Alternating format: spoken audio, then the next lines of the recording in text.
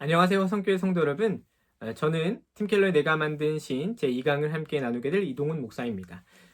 제가 오늘 맡은 우상의 한 부분은 평생 소원이라는 아, 챕터를 가지고 오래 간절히 바랄수록 우상이 되기 쉽다라는 소제목을 갖고 있는 1 챕터를 함께 여러분과 나누고자 합니다.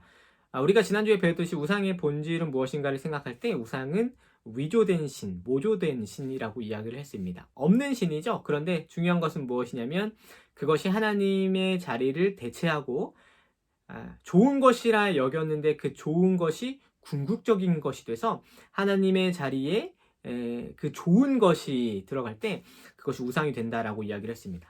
책에서는 이렇게 이야기합니다. 무엇이든 우상이 될 수 있다. 좋은 것일수록 더욱 그러기 쉽다라고 이 책에서 이 프롤로그에서는 이야기를 했었죠. 그런데 중요한 것은 무엇입니까? 우상은 위조된 신, 모조된 신이기 때문에 그 우상의 끝을 가보면 결국 우리에게 무엇이 찾아오냐면 실망과 반드시 환멸이 찾아오게 되는 것입니다.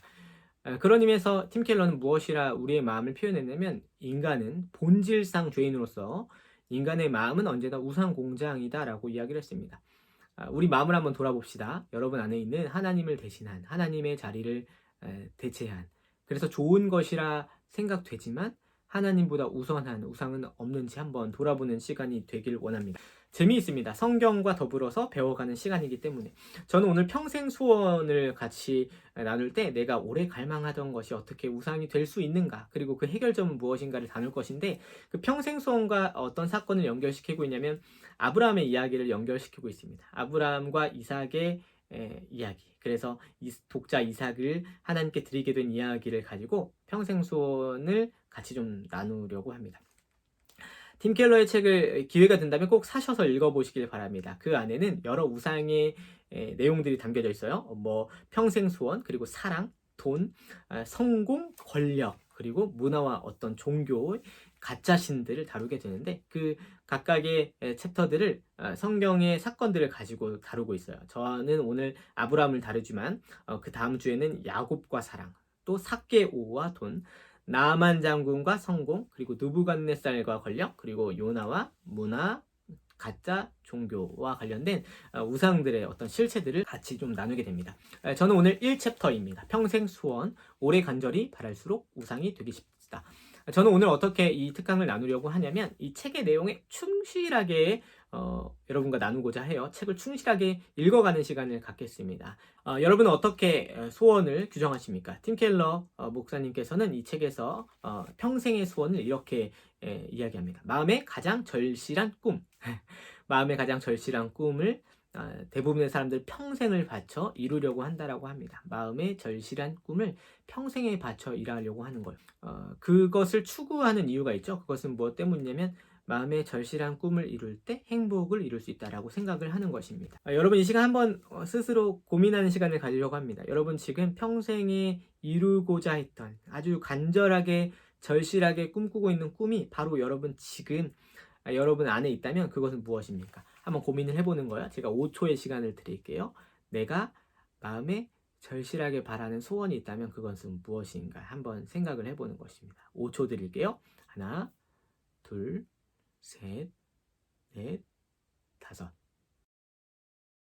그렇죠. 이 평생 소원이라는 게 여러분 마음 안에 있을 것입니다. 어떤 이에게는 그것이 꿈을 이루는, 직업을 이루는 어떤 준비일 수도 있고, 또 어떤 분에게는 가정의 문제일 수도 있고, 자녀의 문제일 수도 있고, 그리고 물질의 문제일 수도 있고, 나아가서 신앙과 또 사투하고 있는 어떤 꿈이 여러분 안에도 있을 수 있습니다. 저에게는 목회를 꿈꾸는 자유 안에서 사역이 어떤 저의 어떤 절실한 그 바람 중에 하나가 될 수 있겠죠. 그런데 아주 충격적으로 팀 켈러는 이렇게 시작합니다. 문제는 무엇이냐면 마음의 가장 깊은 소원을 이루는 것이 곧 자신에게 벌어질 수 있는 최악에 이를 수도 있다는 걸 사람은 생각하지 못한다라고 이야기합니다. 그것을 추구하는 것이 오히려 사람에게 독이 될 수 있다는 걸 얘기합니다. 그러면서 팀 켈러가 자신이 경험한 한 여인의 이야기를 이야기하는데요. 애나라는 여인이 나타납니다. 애나라는 여자는 어떤 여자였냐면 독신 여성이었다가 그의 간절한 꿈을 하나 꾸게 되는데 독신 여성으로서 오래 있다가 결혼하지 못하는 그 시기 속에서 무엇을 간절하게 바랬냐면 자녀를 간절하게 바랬습니다. 결국 늦은 나이에 결혼을 하고 나서 아주 의료진의 예상을 뛰어넘고 이 애나가 자녀들을 낳게 되는데, 평생에 바라고 절실하게 이루었던 꿈을 이룬 거죠. 근데 어떤 문제가 생겼냐면, 이 자녀를 낳고 이 자녀에게 완벽한 삶을 주려는 의욕이 지나쳐서 결국 그 행복을 제대로 누릴 수 없었습니다. 어떤 문제가 애나에게 찾아왔냐면 두려움 그리고 불안이 찾아왔던 것이죠. 그래서 이 자녀들을 어떻게 했냐면 과잉 보호하기 시작했고, 하나하나 다 시시콜콜 통제하려는 욕구가 이 애나에게 찾아왔습니다. 어떤 결과가 일어났을까요? 가정에 불행이 찾아왔습니다. 절실하게 바랬던 꿈, 곧 자녀를 낳고 그 자녀에게 이상과 꿈을 함께 이뤄가는 그런 가정을 꾸었는데, 그것이 좋은 것이었는데, 그것에 집착하고 추구하고 자기가 그것을 통제하려고 했을 때 결국 어떤 일이 있었냐면, 큰아이는 학교 생활에 적응하지 못하고 심각한 정서 문제를 보이게 됐고요. 둘째 아이는 분노로 들끓었다는 이야기를 팀 켈러가 나누게 됩니다. 자녀에게 놀라운 삶을 주려고 했던 그녀의 욕심이 결국 마음의 깊은 소원이 독이 된 사건을 보여주는 것이죠. 그렇습니다. 평생 소원은 무엇일까 할 때 내 마음이 절실하게 바라는 것일 수 있습니다. 왜 마음의 깊은 소원을 이루는 게 오히려 재앙이 될까 생각할 때 사도 바울은 로마서에서 이런 이야기를 합니다. 하나님께서 사람에게, 인류에게 두신 최악의 행하실 수 있는 최악의 벌은 무엇이냐면 사람을 그들의 마음의 정욕대로 내버려 두는 것이라고 로마서가 적고 있습니다. 사도 바울이 고발하는 게 뭐냐면, 하나님이 인류에게 하실 수 있는 최악의 일은 사람의 마음의 정욕, 그 갈망을 그대로 그냥 내버려 두는 것이다. 로마서 1장 24절에 적혀 있습니다. 가장 절실한 꿈을 이루도록 허용하시는 게 왜 상상 가능한 최고의 형벌일까요? 왜냐하면 사람은 그 마음으로, 그 갈망으로 우상을 삼기 때문입니다. 하나님만이 주실 수 있는 의미와 희망과 행복을 피조물에게 기대하고 바란다면 결국 피조물은 그 역할을 하지 못하고 우리 마음을 비탄에 빠뜨리겠죠. 자녀의 삶을 왜 애나라는 여인이 망쳤을까요? 자녀를 너무 많이 사랑한 게 문제가 되는 게 아닙니다. 오히려 자녀의 관계에서 하나님을 너무 적게, 아니 거의 사랑하지 않은 것이 문제가 되었던 것이죠. 그 결과 그녀의 신이 두 자녀가 되었고, 그 두 자녀는 엄마의 과중한 기대에 짓눌리고 말아서 그런 결과가 나왔던 것 아닌가라고 팀 켈러는 이야기를 합니다. 오늘 같이 팀 켈러가 그 평생 소원에 대해서 혹시 우리만의 갈망하는 문제에 대해서 그것에 대한 해안과 답을 아브라함의 이야기를 통해서 풀어가려고 합니다. 그래서 이제 아브라함을 거론하기 시작하는데요. 아브라함은 누구입니까? 성경의 중심 인물이죠. 아브라함도 동일하게 아주 중요한 갈망 한 가지가 있었습니다. 그 갈망 한 가지는 무엇이었을까요? 그것은 고대의 가문과 또 족장에게 갖고 있는 소원 중에 아주 절실한 소원 중에 하나가 있죠. 그것은 가문을 이을 아들을 간절히 원하는 것이었습니다. 아브라함에게는 아마 그것이 마음속 가장 깊은 소원이 되었을 것입니다. 평생 소원. 그런데 마침내 그에게도 아들이 태어났던 것이죠. 이삭. 평생의 소원을 이룬 것입니다. 그런데 바로 그때에 하나님은 아브라함에게 그것을 다 내놓을 것을 요구하시는 사건으로 우리는 들어가 보려고 합니다. 성경에 보면 하나님은 아브라함에게 오셔서 엄청난 약속을 하셨습니다. 아브라함이 하나님께 충실히 순종하면 그와 그의 후손을 통해 이 땅의 모든 나라에 복을 주시겠다 하셨습니다. 그러려면 아브라함이 떠나야 했죠. 너는 너의 고향과 친척과 아버지의 집을 떠나 내가 내게 보여줄 땅으로 가라. 창세기 1장 21절 말씀. 하나님은 그를 불러내셔서 익숙한 모든 것, 친구, 가족, 대부분, 그리고 안전과 형통과 평안이라 믿었던 모든 것을 떠나서 종착지를 알 수 없는 광야로 가게 하셨습니다. 인간의 마음이 갈망하는 거의 모든 것과 현세적인 희망을 하나님을 위해 버리라는 것이었죠. 아브라함은 그대로 했습니다. 가라라는 부르심을 받았을 때 갈 바를 알지 못하고 갔습니다. 하지만 하나님의 부르심은 그에게 다른 희망을 다 버릴 것을 요구하면서 새로운 희망도 주셨죠. 희망을 버렸는데 새로운 희망을 주셨습니다. 그것은 지상 모든 나라가 그의 집안, 곧 내 자손을 통해서 복을 받게 될 것이라는 약속이었습니다. 그러려면 우선 무엇이 있어야겠어요? 너의 자손을 통해 천하 만민이 복을 받을 것이다 라고 이야기를 하신 약속이 이루어지려면 아브라함에게 우선 자녀가 있어야 했습니다. 그러나 문제는 무엇이냐면 아내 사라는 임신하지 못했죠. 생물학적으로도 불가능했습니다. 그런데 하나님은 아브라함에게 아들을 약속하셨습니다. 그러나 십수년이 지나면서 하나님의 약속을 믿기가 점점 더 어려워졌죠. 결국 아브라함은 100세가 되어야, 사라는 90이 넘은 나이로가 되어서야 아들 이삭을 낳게 됩니다. 불임으로 고생하는 부모에게는 공감이 되시겠지만 괴로운 기다림의 세월에는 큰 대가가 따릅니다. 물론 계속 기다린 덕분에 아브라함의 믿음이 연단되었지만 불임의 세월에는 다른 파장도 있었습니다. 아브라함보다 더 아들을 고대한 사람은 일찍이 없었던 것이죠. 아브라함 모든 것을 버리고 아들만 기다렸고 아들만 태어나면 주변 모두가 결국 알아주리라 생각했습니다. 드디어 그에게도 자신을 닮은 아들 상속자가 생길 텐데 이는 고대 중동의 가부장이라면 누구나 원하던 것이었습니다. 그래서 아브라함은 희생하며 기다렸고 마침내 아내는 아기를 낳았습니다. 아들이었던 것이죠. 이제 문제는 이것입니다. 그의 희생과 기다림은 하나님을 위한 것이었는가 아니면 아들을 얻기 위해서였는가? 그 모든 희생과 기다림을 통해서 평생의 수건이자 소망이고 소원이었던 아들을 얻게 된 것이죠. 근데 성경의 기록은 우리의 기대를 넘어버리죠. 뜻밖에도 하나님은 그를 다시 부르십니다. 인생의 소원을 이루었다 생각한 그 자리에 그 아주 충격적인 명령을 하십니다. 내 아들 내 사랑하는 독자 이삭을 데리고 모리아 땅으로 가서 내가 내게 일러준 한 산 거기서 그를 번제로 드리라. 이는 아주 결정적인 시험입니다. 이삭이 누구입니까? 이제는 아브라함의 전부라고 말해도 무방합니다. 하나님도 그 점을 분명히 알고 계셨죠. 그래서 무엇이라 표현합니까? 이삭을 그냥 이삭이 아니라 너의 아들, 내 사랑하는 독자라고 말씀하십니다. 그 이삭이 아브라함의 사랑이고 그 이삭이 아브라함의 유일한 아들이라고 선언하십니다.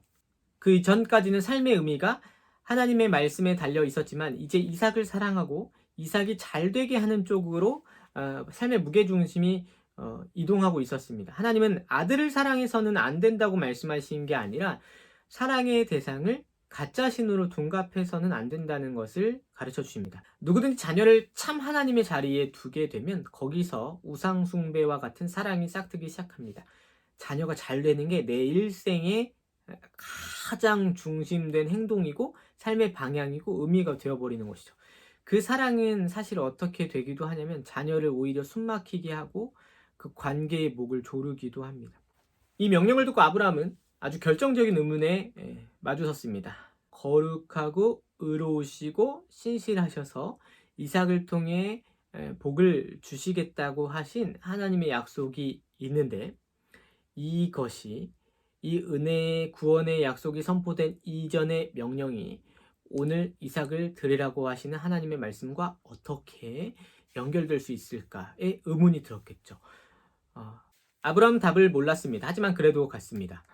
아브라함은 대체 어떻게 하나님의 부르심에 순종해서 산으로 걸음을 옮길 수 있었을까요? 아브라함은 그저 맹신한 것이 아닙니다. 이건 미친 짓이고 살인이지만 그래도 나는 하겠다. 그런 순종이 아닙니다. 그 대신에 나는 하나님이 거룩하시고 은혜로우신 분이라는 것을 알고 있고 어떻게 하실지 지금은 모르지만 분명히 이번에도 하나님은 그런 분이라는 걸 보여주실 것이다 라는 믿음이었던 것이죠. 내가 할 수 있다가 아니라 하나님이 하나님이시다라는 믿음이 아브라함에게 있었던 것입니다.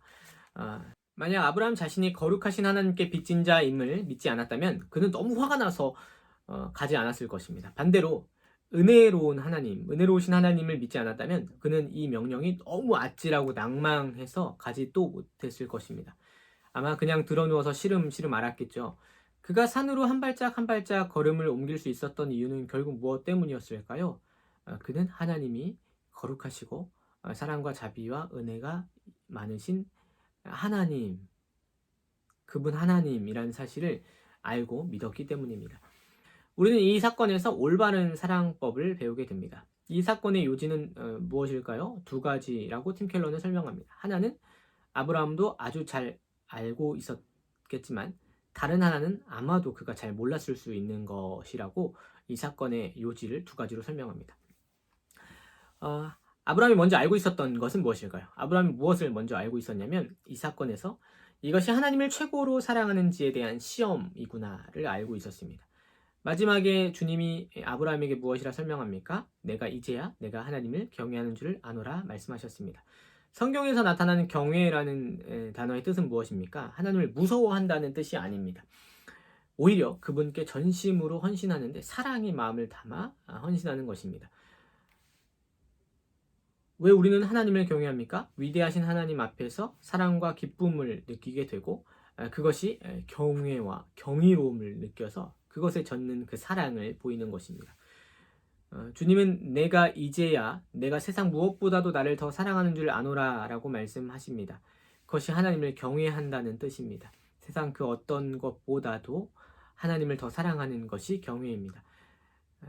아브라함이 하나님을 사랑하는지 그분이 알아보려고 시험해 하셨다는 그런 의미가 아닙니다. 전지전능하신 하나님은 모든 사람의 마음을 이미 알고 계시죠. 오히려 그보다 하나님이 아브라함의 사건을 통해서 아브라함에게 허락하시는 것은 무엇이냐면 마치 용광로처럼 하나님을 향한 아브라함의 사랑이 결국 순금같이 드러나는 그 기회와 자리를 허락하신 것이죠. 그분이 왜 이삭을 수단으로 삼으셨는지는 어렵지 않게 알 수 있습니다. 하나님이 아마 어떤 의미에서 개입하지 않으셨다면 아브라함은 틀림없이 세상 무엇보다도 아들을 더 사랑했을 것입니다. 그런 관점에서 보자면 하나님이 아브라함을 거칠게 다루신 이 이삭을 번제로 드리는 사건은 오히려 아브라함에게는 자비일 수 있습니다. 이삭은 아브라함에게 놀라운 선물이지만 하나님을 첫자리에 모실 의향이 없다면 이삭과 함께하는 것은 안전하지 않은 것이죠.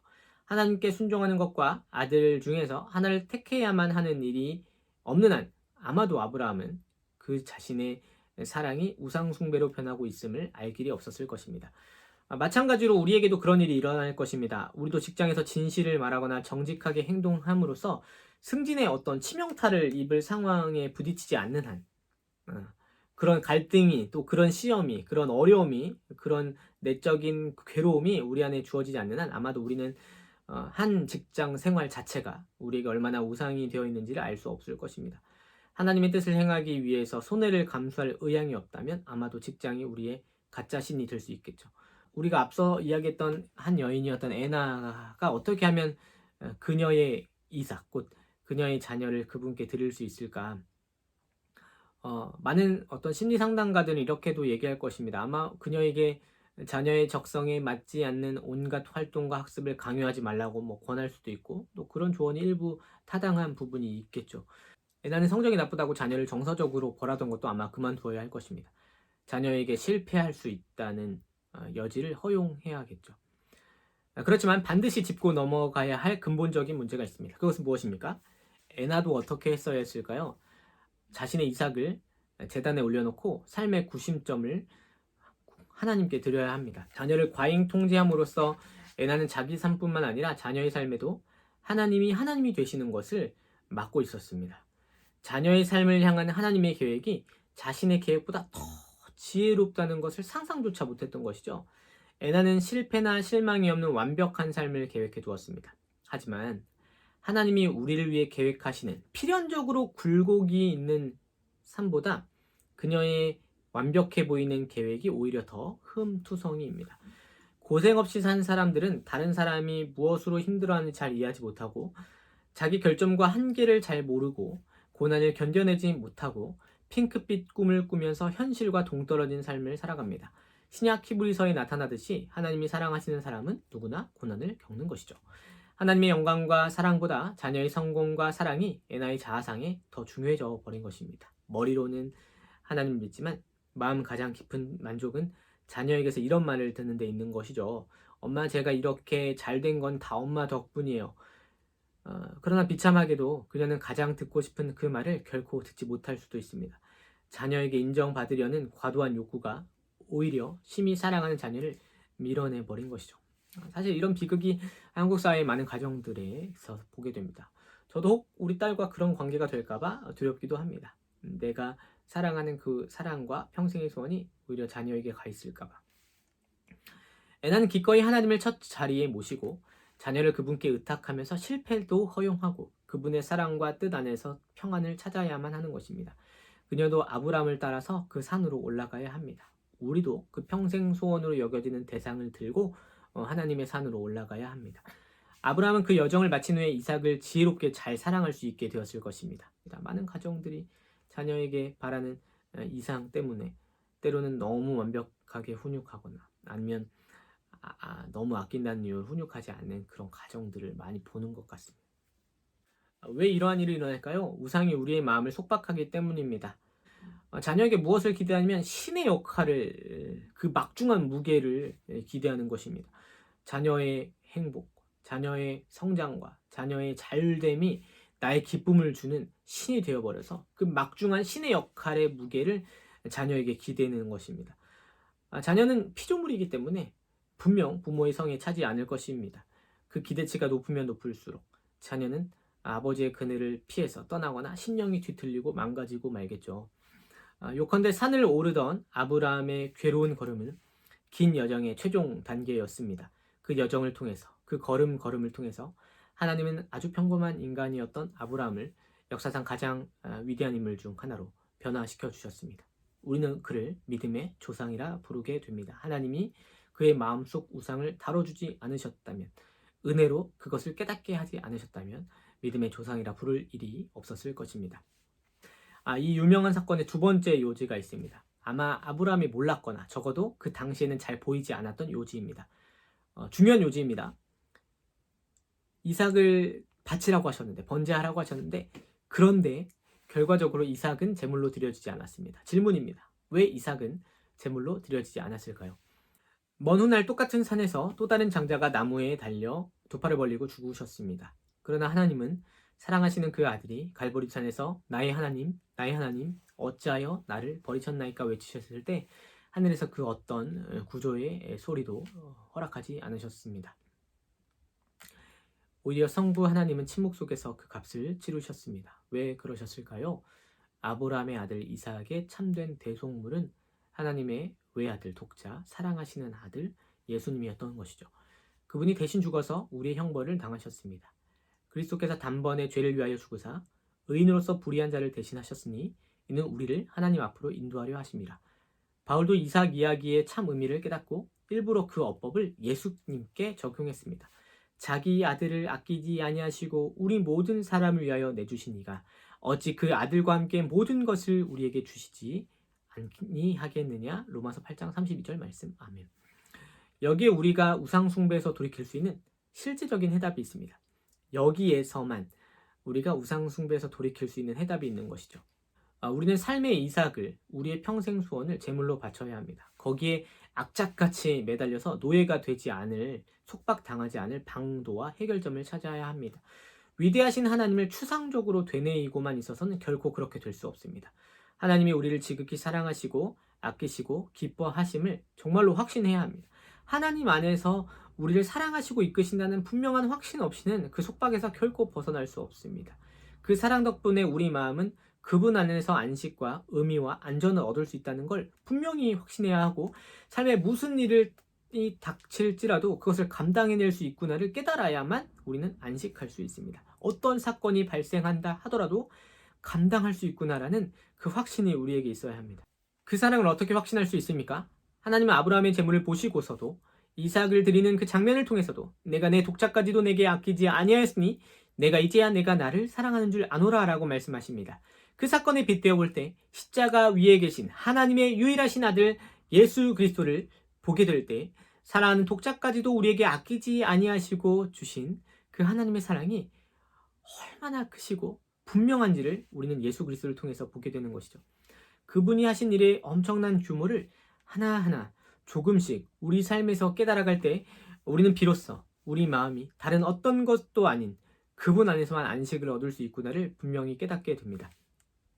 결국 아브라함의 사건, 평생의 소원이었던 이삭을 드렸던 그 번제 사건의 의미는 예수님을 통해서만 그 의미가 완성됩니다. 하나님이 의로우신 분이면서도 동시에 의롭다 하시는 분이구나를 깨닫습니다. 먼 훗날 아버지께서 갈보리 산에서 그분의 장자와 함께 올라가셔서 우리 모두를 위한 제물로 그 아들을 내주셨던 그 사랑을 우리는 보면서 그 사랑과 약속과 은혜에 대해서만, 그 은혜를 통해서만 우리는 이 이야기가 완성되는구나를 깨닫습니다. 우리에게 닥쳐오는 많은 실망과 고민거리를 생각해 볼 때 아주 많은 부분에서는 사실 그것이 우리 삶의 이삭과 관계되어 있구나를 생각해 보게 됩니다. 우리 삶의 이삭, 곧 내가 간절하게 바라는 갈망이 평생의 소원이 되고 그것을 넘어서서 숭배의 자리까지 오르는, 그래서 하나님의 가치를 대체한 그런 우리 삶의 각자의 이삭이 있을 수 있겠다는 생각이 듭니다. 아마 삶의 이 가장 고통스러울 때는 우리의 우상이, 그 이삭이 위협을 받거나 제거될 때 가장 고통스럽겠죠. 그럴 때 우리는 둘 중 하나를 선택할 수 있습니다. 첫 번째 반응은 이것입니다. 먼저 원한과 절망을 택할 수도 있습니다. 감정의 흙탕물 속에 뒹굴면서 이런 생각이 빠져드는 것이죠. 평생 노력해서 이 자리까지 올라왔는데 이제 다 날아가 버렸어. 절망하거나, 나를 위해 평생 뼈 빠지게 일했는데 감히 나를 이따위로 대? 라고 분노하거나, 속이거나 복수하거나 소신을 저버려도 될 것만 같습니다. 그러다 영영 낙심 속에 살아가는 것이죠. 아니면 아브라함처럼 이렇게 산을 오르면서 고백할 수도 있을 것입니다. 주님, 그것 없이는 못 살 것 같았는데 이제 주께서 저를 그것 없는 삶으로 부르시는 것 같습니다. 하지만 주님만 계시다면 제게 정말 필요한 부와 건강과 사랑과 명예와 안전은 다 있는 것이며 결코 잃을 수도 없습니다. 많은 사람이 배운 바를 가르쳐 주듯이 예수님만으로 충분함을 알려면 우선 예수님밖에 남는 게 없어야 합니다. 그러려면 정말로 그것 없이도 살 마음이 있어야 하고, 하나님이 계시기에 나는 너 없이도 살 수 있어라는 고백이 진짜로 우리 마음에 있어야 합니다. 그 평생 소원이 없어도 하나님만으로 충분하다라는 고백이 정말로 있어야 합니다. 눈 가리고 아웅식의 고백만이 아니라 정말로 그렇게 믿는 믿음이 우리 안에 있어야 합니다. 하나님이 사실은 우리를 구원하시는 중인데 때로는 그 구원하시는 과정이 우리를 죽이시는 것처럼 보일 때가 있어요. 아브라함의 경우처럼 하나님은 그를 위대한 사람으로 빚으시는 그 과정이라는 걸 우리는 성경 말씀을 통해서 알지만, 그것을 경험하는 아브라함은 그것이 마치 죽는 것 같은 그런 괴로움에 있을 수 있다는 것이죠. 그런 상황에서 하나님을 따른다는 게 어떤 이들에게는 맹신처럼 보일지도 모르겠습니다. 그렇지만 사실은 무엇입니까? 감사에 찬 강건한 믿음으로 걸어가는 길일 수 있겠죠. 여러분에게 평생의 소원이 있다면 그것은 무엇입니까? 라고 질문하였습니다. 여전히 여러분에게 평생의 소원은 무엇입니까? 그것이 잘못된 것이 아닙니다. 좋은 것일 수 있고 선한 것일 수 있습니다. 그러나 좋은 것일수록 아주 위험스럽게도 그것이 하나님의 자리를 대체할 때가 있습니다. 그것에 몰입하고 집착하고 과도하게 욕망하게 될 때, 그것이 하나님의 자리를 대체할 때, 그 피조물에게 우리의 기대와 소망을 불어넣을 때 우리는 반드시 환멸과 실망을 느낄 수밖에 없습니다. 그런데 아브라함의 사건을 보십시오. 그 자리에서 하나님 말씀하십니다. 너의 삶의 이삭을 하나님께 드리라. 그리할 때에 하나님이 중심이 된 삶을 통해 우리는 모든 피조물이 다시금 바른 질서와 자리를 찾게 된다는 걸 경험하게 될 것입니다. 혹 지금 평생 소원 때문에, 그 우상 숭배 때문에 고민하시는 성도가 여러분이 혹시 있으십니까? 그런 삶이 혹시 있으십니까? 저도 오늘도 씨름하는 그런 문제가 있겠죠. 그것을 우리 주 예수 그리스도의 십자가 아래 들고 갑시다. 우리를 사랑하시고 사랑하시되 아들 독자를 주시기까지 사랑하시는 그 약속과 믿음이 우리를 던져 넣읍시다. 그 자리에 우리 삶의 이삭을 드릴 때에 하나님의 사랑에 확신에 힘입어 오늘 우리를 그 우상 숭배 현장 속에서 능히 이기게 하시고 벗어 던지게 하시고 하나님만으로 충분하고 확신 있게 살아갈 안식을 주실 수 있는 그 하나님을 바라보게 될 것입니다. 그 믿음으로 오늘도 그 우상 숭배 현장을 벗어나 우리 하나님께로 달려가는 사랑하는 교회가 될 수 있기를 진심으로 기도합니다. 감사합니다.